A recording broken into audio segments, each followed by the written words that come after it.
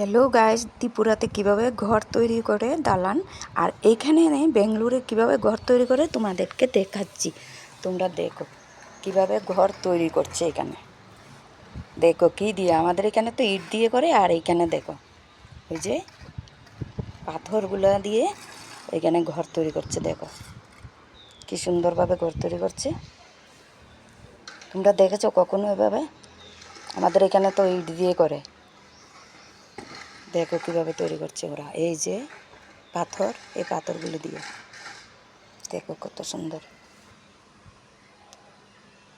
কেমন লেগেছে তোমাদের অবশ্যই কমেন্ট করে জানাবে।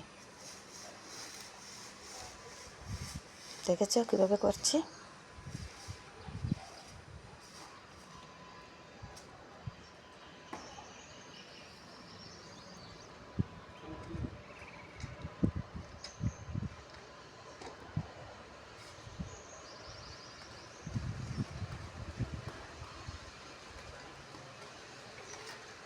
দেখেছো কীভাবে তৈরি করছে। ধন্যবাদ, থ্যাংক ইউ।